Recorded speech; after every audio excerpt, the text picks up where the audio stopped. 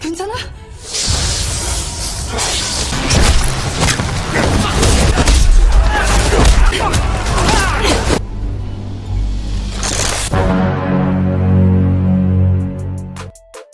Halo semuanya, apa kabar?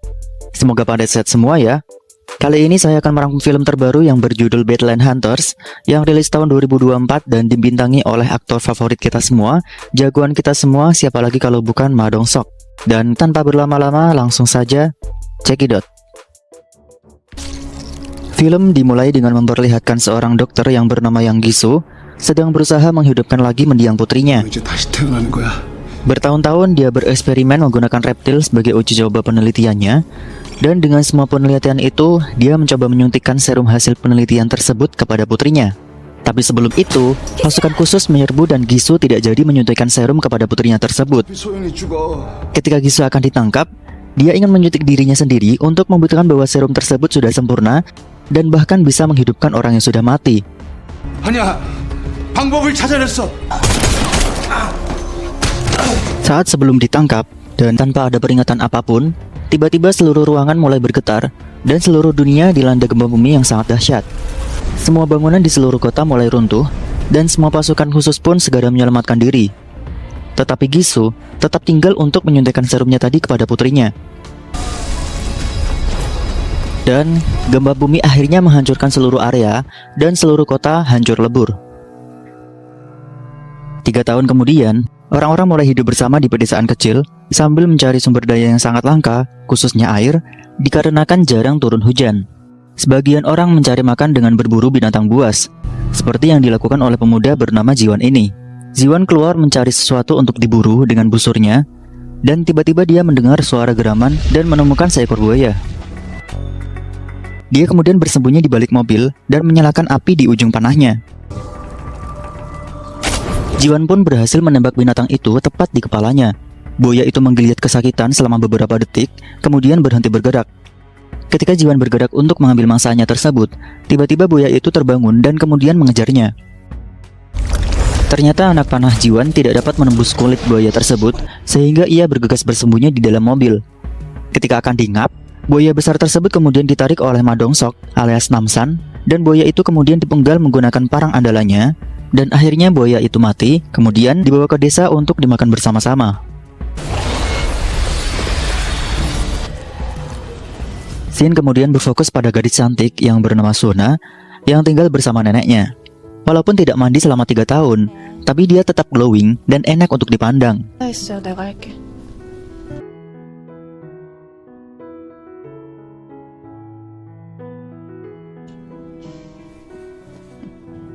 Saat itu semuanya mengantri untuk mendapatkan daging buaya yang didapatkan oleh Ji-won dan Namsan. Mereka semua ingin mendapatkan daging buaya tersebut dengan menukar barang lain seperti beras, topi, dan lain-lain. Tak terkecuali dengan janda ini. Si janda minta emasnya ditukar dengan ekor buaya utuh, dan Namsan menolaknya. Yang benar aja. 생으로? 삶아 드셔. Tak lama kemudian, Sona dan neneknya datang untuk menukar daging dengan gambar yang dilukis oleh Sona. 마스터피스. Di sini dijelaskan bahwa Sona dan neneknya diselamatkan oleh Namsan sejak 3 tahun yang lalu. Dan sejak saat itu, Sona pun menganggap Namsan sebagai pamannya sendiri. 잘 자라줘서 제가 고맙죠. 감사해요, 아저씨. Namun tiba-tiba, sekelompok geng datang dengan mobil buntut yang mengaku sebagai polisi. Anggota geng itu menjelaskan bahwa mereka sedang mencari penjahat dan menunjukkan gambar orang yang dicari. Tetapi semua orang tidak ada yang tahu. Mereka kemudian menangkap beberapa warga yang dituduh sebagai penjahat.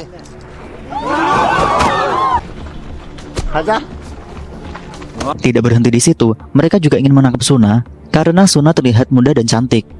Ketika Sona menolaknya, geng itu menjambak rambutnya dan mendorong neneknya sampai jatuh. 냄새 나니까 저리 가요. Ji-won yang tahu itu segera datang untuk membela mereka dan perkelahian pun terjadi. Ji-won kemudian berhasil menjatuhkan orang pertama, tetapi sisa geng tersebut segera mengeroyoknya dan mulai memukulinya. Akhirnya Namsan turun tangan dan menghajar sisa geng itu. Setelah babak belur, salah satu geng itu menjelaskan bahwa mereka bekerja untuk seorang pria bernama Tiger, yang mana namanya dikenali oleh Namsan. Dia juga memperhatikan bahwa para gangster memiliki air bersih, dan Namsan menanyakan dari mana mereka mendapatkannya. Mereka kemudian menjelaskan bahwa mereka mendapatkan air bersih tersebut dari gedung apartemen yang tidak runtuh, di mana sekelompok orang yang selamat telah menciptakan komunitas mandiri mereka. Setelah mendengar penjelasannya, Namsan melepaskan para gangster dan melarang mereka untuk datang ke desanya lagi. Beberapa waktu kemudian, sekelompok orang berpakaian rapi muncul di desa mereka yang diantaranya menghampiri gubuk milik Suna dan neneknya. Karena cemas, Namsan dan Jiwan pun langsung mendatangi mereka dan ternyata mereka berasal dari apartemen dan ingin mengajak Suna dan neneknya untuk tinggal di sana. 선생. 안녕하세요. 반갑습니다. Wanita ini bernama Sumi. Dia mengaku sebagai seorang guru yang bertugas untuk mendidik anak-anak Korea yang selamat dari bencana. Sumi kemudian menjelaskan kepada Suna dan neneknya bahwa di apartemen tersebut ada banyak makanan dan juga air bersih, sehingga nantinya Suna bisa merawat neneknya dengan baik. Dan tidak hanya itu, dia juga bisa bersekolah bersama para remaja lainnya. Mendengar penjelasan itu, akhirnya Suna dan neneknya memutuskan untuk ikut ke apartemen. 그래. Mereka pun akhirnya berpamitan kepada Namsan dan Jiwan, dan Suna lalu memberikan hadiah perpisahan kepada Jiwan yang berisi gambar Jiwan ketika sedang memburu binatang buas. Jiwan yang semula murung langsung terlihat semangat kembali. 고마워. Malam harinya Jiwan mengajak Namsan untuk ikut tinggal di apartemen. Namun Namsan menolaknya karena dia masih dibutuhkan oleh warga desa, sehingga dia memilih untuk tetap tinggal di tempatnya sekarang. Meskipun sebenarnya Namsan agak sedih karena Suna sudah pergi, apalagi Suna memiliki wajah yang sangat mirip dengan mendiang anaknya. 근데 수나가 많이 닮긴 닮았어요. 조용히 해. Di waktu yang bersamaan, Suna dan neneknya sudah sampai di tempat penjemputan, di mana mereka langsung dijemput oleh para tentara yang bertugas menjaga apartemen. Di tempat ini, Suna bertemu dengan seorang gadis yang bernama Juye. Dan seperti yang diketahui, Juye seumuran dengan Suna. Dan sama seperti Suna, Juye dan keluarganya juga diminta untuk tinggal di apartemen karena selama ini mereka hidup di dalam ruang bawah tanah yang sangat tidak nyaman. Setelah berjalan cukup jauh, Nenek Suna mulai terlihat kelelahan. Hingga akhirnya, Sumi meminta para tentara untuk mengantar para lansia ke pos kesehatan. 저희 할머니 좀 잘 부탁드립니다. Sementara itu, Suna dan Juye langsung diantar ke apartemen oleh pasukan yang dipimpin seorang tentara bernama Kalong. Tapi entah kenapa, Suna agak curiga dengan gerak-gerik Kalong. Apalagi setelah melihat benjolan di belakang telinganya. Di sisi lain, para tentara yang membawa lansia ternyata akan menghabisi para lansia tersebut, termasuk nenek Suna. Di waktu yang sama, Namsan dan Jiwan melihat kejadian itu, dan Namsan langsung menghabisi dua tentara tersebut dengan parang andalannya.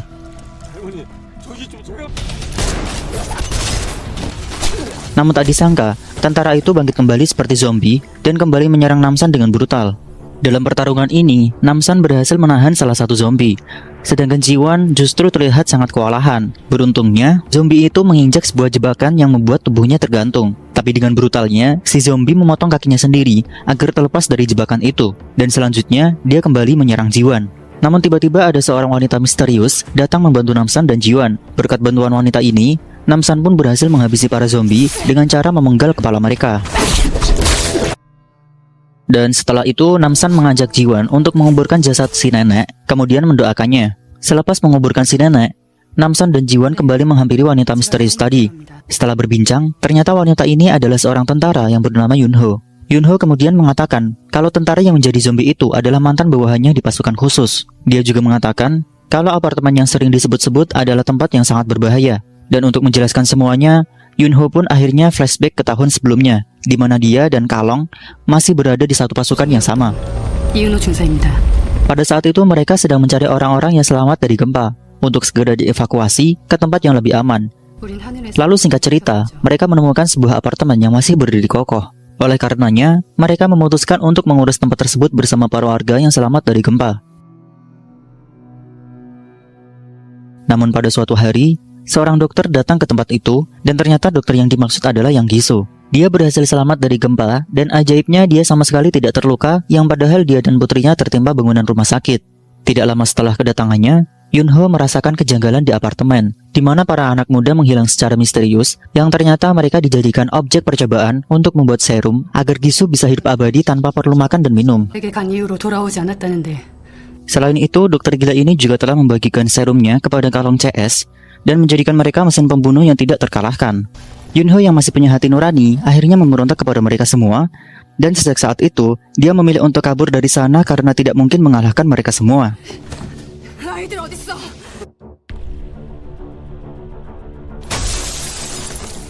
Tapi kali ini, dia ingin kembali menyelamatkan para anak muda dengan meminta bantuan Namsan. Dan dengan semua penjelasan Yunho, Namsan langsung setuju untuk membantunya karena dia juga ingin menyelamatkan Suna. 수나를 데리러 갈 건데 Di sisi lain, Suna dan Juye beserta keluarganya baru saja sampai di wilayah apartemen. Dan mereka pun langsung disambut oleh Gisu dan warga setempat, yang ternyata Gisu telah diangkat menjadi pimpinan di sana dan memiliki hak untuk membuat aturan bagi warga semua. Tapi sampai saat ini, para warga belum tahu sifat asli dari dokter gila ini karena Gisu selalu berpura-pura baik di depan mereka.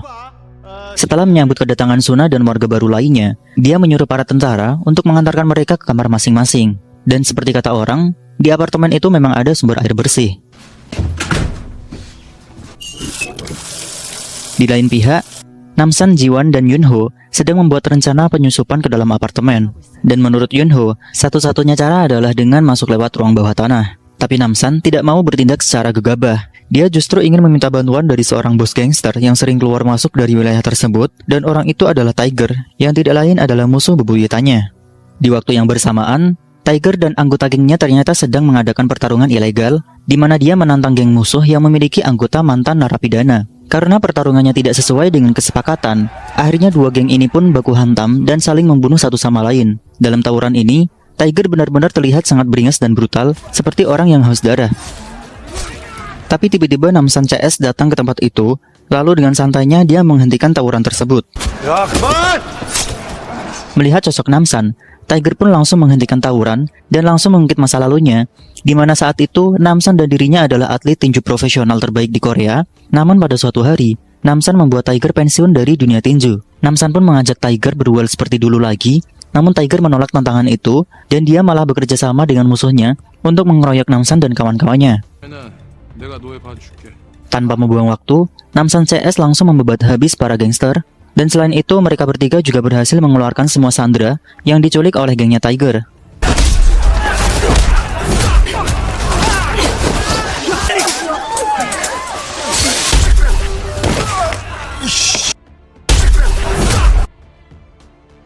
Setelah Tiger dan anak buahnya sadar, Namsan menginterogasi mereka satu persatu terkait apartemen, dan Tiger pun akhirnya menjelaskan kalau selama ini dia telah menculik para anak muda untuk dikirimkan ke apartemen dengan bayaran air bersih. 엄청 깨끗한 물을. 그걸 독점을 하고 있다고? Tiger juga mengatakan kalau dia terpaksa melakukan itu semua agar dia bisa bertahan hidup. Singkat cerita, Tiger pun akhirnya memberitahu cara masuk ke wilayah apartemen dan mereka harus berpura-pura mengantar orang-orang yang diculik. 깨끗한 물을. Setelah mendengar penjelasannya, Namsan pun langsung menghajar Tiger sampai pingsan. Di sisi lain, Suna mengikuti upacara yang diadakan oleh Gisu. Dan di dalam upacara, Gisu memberi penghargaan kepada orang tua murid yang anaknya mendapatkan nilai baik selama belajar bersama Sumi. Sebagai hadiah, Gisu memberikan makanan dan air bersih, serta kamar apartemen yang paling nyaman. Selepas mengikuti upacara, para murid diarahkan ke lantai atas, sedangkan orang tua harus tetap tinggal di lantai bawah dan mereka akan hidup secara terpisah. Mendengar aturan itu, Suna semakin merasa curiga kepada orang-orang yang ada di apartemen tersebut. Setelah para murid naik ke atas, para orang tua diarahkan ke basement, di mana mereka harus bekerja sebagai penyaring air kotor, seperti penghuni lainnya. 우리 아이들이 먹는 깨끗한 물입니다. Di sisi lain, Kalong terlihat sedang memakan seekor tikus hidup-hidup, seperti ular piton. Dan ternyata, tikus tersebut sudah disuntik dengan serum zombie, sehingga bisa membuat tubuh Kalong semakin kuat. Sementara itu, Suna dan Juye akhirnya masuk ke kelas bersama murid lainnya. Dan di sini, Juye terlihat sangat bersemangat. Sedangkan Suna malah semakin curiga setelah melihat para murid yang pandangannya kosong. Singkat cerita, pelajaran pun dimulai. Tapi Suna memilih untuk menggambar wajah neneknya. Oleh karena itu, dia ditegur oleh Sumi yang sedang menjelaskan tentang metabolisme tubuh.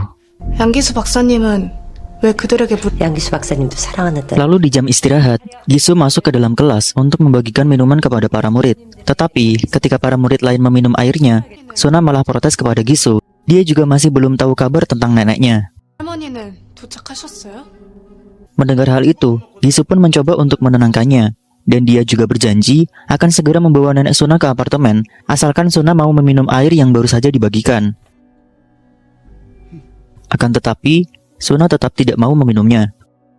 Malam harinya, Gisu mendapatkan komplain dari Kalong karena dua anak buahnya belum kembali setelah membunuh nenek Suna. Dia belum tahu kalau mereka sudah tewas di tangan Namsan. Selain itu, dia juga membujuk Gisu untuk mempercepat eksperimennya, karena jika tidak, sumber makanan dan air lama-kelamaan akan habis, sehingga dia membutuhkan serum yang membuat dia abadi agar bisa hidup selamanya tanpa makan dan minum. Tetapi Gisu memintanya untuk bersabar sebentar lagi.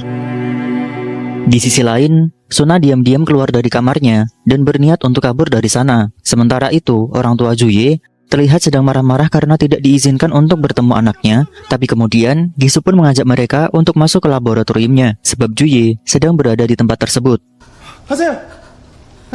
Tapi sebelum mereka sampai di lab, Suna sudah berada di sana lebih dulu, dan Suna melihat Juye sedang terbaring di meja operasi. 주야.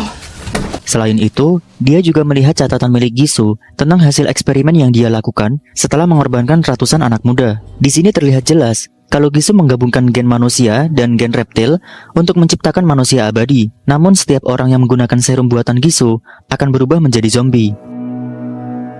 Tidak lama kemudian, Gisu CS masuk ke dalam lab, sehingga Suna pun terpaksa bersembunyi saat itu juga. Dari tempat persembunyiannya, Suna melihat orang tua Juye yang khawatir dengan keadaan anak mereka. Di sisi lain, Gisu memperlihatkan jasad anaknya yang membuat semua orang sangat terkejut. Dan ternyata anak Gisu masih hidup dengan kondisi badan yang mirip kuyang.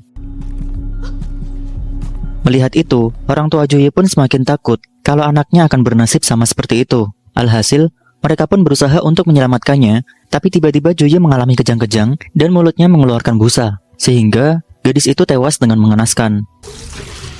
Dan tentu saja, Gisu sangat marah karena eksperimennya belum selesai. Sampai akhirnya, dokter gila itu pun mengamuk dan menghabisi orang tua Juye dengan sangat brutal. Setelah itu, Gisu membuka salah satu tirai di dalam lab, dan sialnya dia berhasil menemukan Suna, yang mana Suna telah mengetahui semuanya.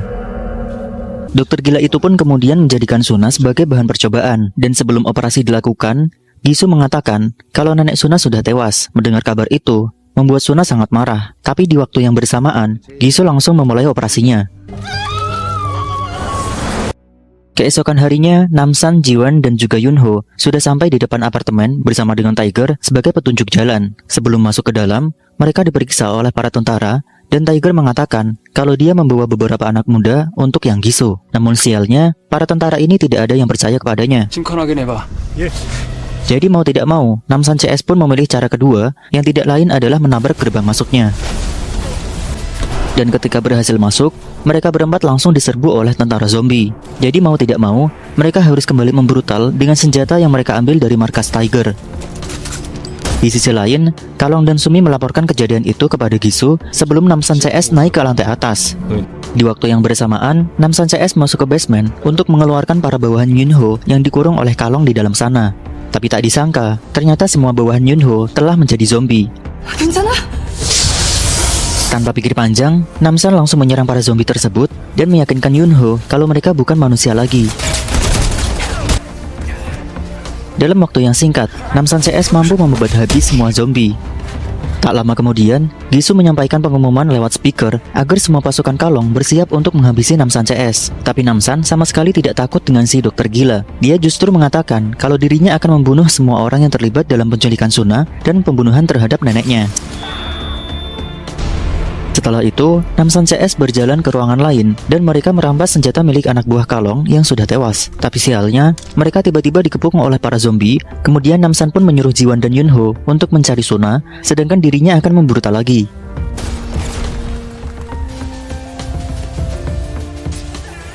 Dan hanya dalam hitungan detik, Namsan mampu menghabisi para zombie itu dengan sangat mudah. Sedangkan di sisi lain, Jiwan dan Yunho terlihat cukup kesulitan karena lawan mereka sangat sulit untuk dibunuh. Yunho kemudian menyuruh Jiwan untuk naik ke atas terlebih dahulu, dan Yunho pun menghabisi para tentara dengan sisa peluru yang dia miliki. Saat Yunho akan menyusul Jiwan, tiba-tiba dia diserang oleh Kalong, dan sialnya, kekuatan Kalong sudah bertambah 2 kali lipat karena serum terbaru yang dibuat oleh Gisu, sehingga Kalong bisa menemukan Yunho dengan sangat mudah. Saat itu, Kalong mengajak Yunho untuk bergabung dengan pihak Gisu, namun Yunho tetap menolaknya dan langsung menyerangnya lagi. Sementara itu, Kalong mengelupas kulit wajahnya sendiri dan salah satu matanya berubah menjadi mata ular. Dan setelah berganti kulit, dia menjadi tambah kuat sehingga berhasil menumbangkan Yunho dengan sadis. Di lain pihak, Jiwon menerobos masuk ke dalam ruangan kelas dan langsung menghabisi tentara yang berjaga di sana. Dan seketika itu, Jiwon terkejut karena semua murid menatapnya dengan pandangan kosong, seperti anak kos di akhir bulan. Kemudian, Jiwon pun menodongkan senjatanya dan memaksa Sumi untuk mengantarkannya ke ruangan Gisu. Namun sialnya, dia malah dicegat oleh Kalong yang berusaha menghalangi jalannya. Dan beruntungnya, Namsan tiba di sana tepat waktu dan menyuruh Jiwon untuk menyelamatkan Yunho. 너 빨리 가. 이 새끼 내가 할게. Sedangkan Namsan sendiri, dia akan bertarung dengan si Kalong. Setelah pertarungan yang sengit, akhirnya Namsan berhasil membunuh si Kalong itu.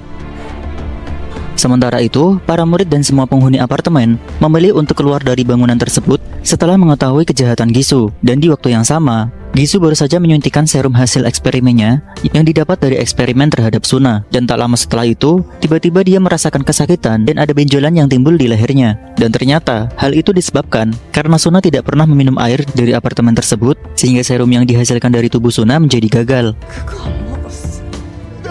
Seketika itu, Gisu pun murka dan ingin membunuh Suna pada saat itu juga. Namun tiba-tiba, Jiwon pun muncul sambil menodongkan senapannya. Tapi sialnya, ada anak buah Gisu yang memukul Jiwon dari belakang dan langsung merampas senjata tersebut. Setelah itu, Gisu menyuruh anak buahnya untuk memindahkan putri kesayangannya ke dalam sebuah koper karena dia ingin melarikan diri sebelum Namsan datang. Akhirnya, Namsan pun sampai di tempat itu dan langsung menghabisi anak buah Gisu. Sementara itu, Gisu memilih untuk kabur sendiri dan sengaja meninggalkan Sumi yang membantunya di sana. Kemudian Gisu melemparkan granat ke dalam lab dan untungnya Jiwon sempat melindungi Suna dari ledakan tersebut sehingga mereka berdua selamat dari kematian. Kemudian Namsan pun membantu mereka untuk keluar dari gedung tersebut. Di sisi lain, Yunho yang baru sadar dari pingsannya segera bangkit untuk menangkap Gisu. Para penghuni apartemen pun membantu mengepung si dokter gila dan langsung mengeroyoknya saat itu juga. Gisu yang mempunyai kekuatan siluman ular segera bangkit lagi dan langsung menembaki semua orang yang ada di sana. Tapi gara-gara ulahnya sendiri, Gisu harus kehilangan putrinya yang tidak sengaja tertembak. Tak lama kemudian, Suna datang untuk menyadarkan Gisu bahwa perbuatannya tidak menyelamatkan siapapun. Mendengar itu, Gisu pun tidak terima dan langsung menodongkan senjatanya ke arah Suna. Namun tiba-tiba, akhirnya dokter gila itu pun tewas dengan sangat mengenaskan. Lalu tidak lama setelah Gisu mati, hujan mendadak turun setelah merasakan kemarau panjang selama 3 tahun lamanya. Dan setelah semua selesai, Yunho memutuskan untuk tinggal di apartemen itu dan mengurusnya bersama para penghuni yang masih hidup. Sementara itu, Namsan, Jiwon, dan Suna memilih untuk kembali ke desa mereka. Tapi sebelum pulang, Namsan mengantarkan Suna ke makam neneknya dan Suna pun langsung menangis histeris karena dia belum rela kehilangan sang nenek. Kemudian di akhir film, Namsan, Jiwon, dan Suna terlihat hidup bahagia bersama warga desa yang lain meskipun hanya hidup seadanya. Film ini mengajarkan kita bahwa di tengah dunia yang penuh rintangan, jangan ragu untuk bangkit dan penting untuk tetap memiliki harapan dan saling membantu satu sama lain. Jangan seperti Squidward yang hanya memikirkan klarinetnya saja. Saya Azul, terima kasih telah menonton video ini sampai habis.